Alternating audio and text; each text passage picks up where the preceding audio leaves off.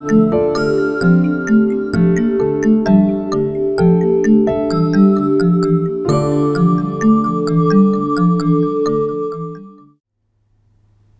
companies have managed to keep as much of a nostalgic grip on their old customer base as Aurora. Partly because they made so many popular kits such as their monster figures, but also because they were affordable. As a result, combined with their large catalog, they were pretty much everywhere models were, both in the United States, and they had a very substantial international presence. Now, over 40 years after the company ceased operations, people are still paying for original Aurora kits. Some of their molds are still being reproduced by other companies, such as Atlantis. But we're talking about collecting Aurora kits, and that has become quite a hobby for a great many people. What I want to talk about in this video is just a few of the highlights and things to watch out for when collecting Aurora models. First off, make sure you have the kit that is correct to the box. There are some people who have actually gone to the trouble to do a sort of pseudo counterfeiting, putting a later iteration of a kit into an old box with an old instruction sheet and trying to sell it as, all completely rare, vintage, and authentic. And that's just a buyer beware sort of thing. Obviously, if you're buying on something like eBay, the better the photographs, the more pictures they show of the contents, the better chance of you getting what you paid for. And there are good deals to be had on eBay. I've managed to get some rare, let's say old and maybe slightly rare Aurora kits for as little as $10 or $20. You just have to be patient. And things such as the condition of the original decals and instruction sheet, and of course the box, they're all part of the deal. They enhance the value quite a bit. It's really, what do you want? Sometimes you do better off to buy in a lot. You may have to buy some models you don't want to get one you do, but you might get a good deal. For example, the Williams Brothers C46 that's in this lot usually sells for around $50 by itself. All these kits together would be considered to be worth well more than $200.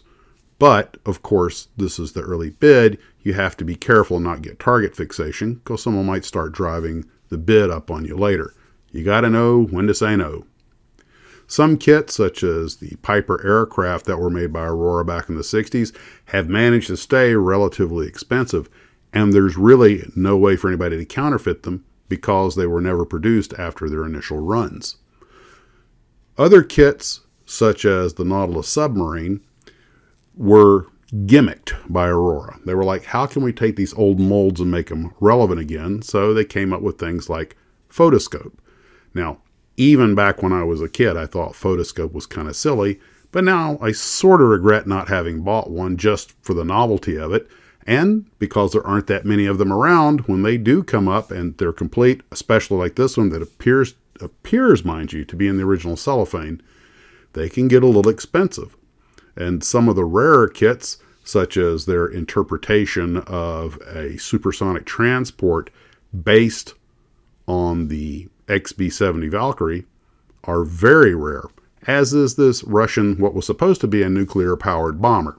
Turned out it wasn't, but Aurora, in their rush to get it to market, labeled it as that, got it out there, sold some, and when sales died off, they put it out of production, thereby making it somewhat of a rare kit today and quite valuable to many collectors. One of the neat things about Aurora is they made models of just about everything that could be modeled, and the prices are all over the board.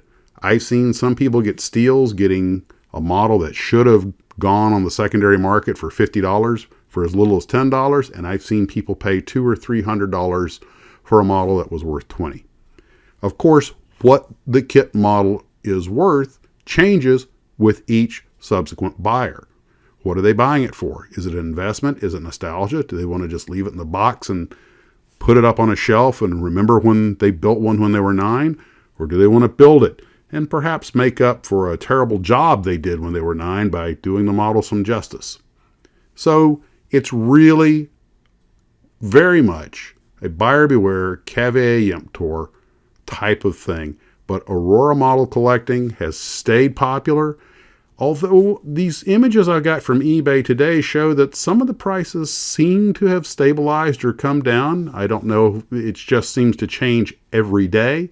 Be patient, or maybe it's a sign of a trend of things to come. Perhaps there aren't as many people collecting Aurora kits as they were. It's really hard to say.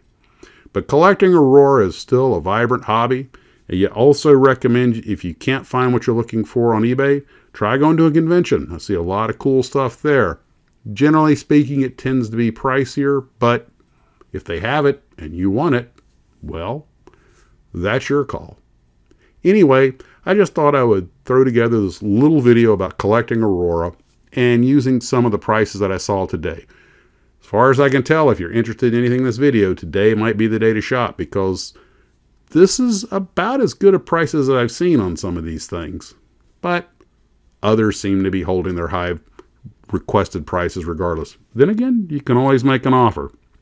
If you want to see some of the wonderful advertisements that Aurora had, because they had a very aggressive ad campaigns, I recommend going over to the Box Art Den, where they've restored a lot of the original artwork. We can get a look at it with some pretty innovative stuff for the time.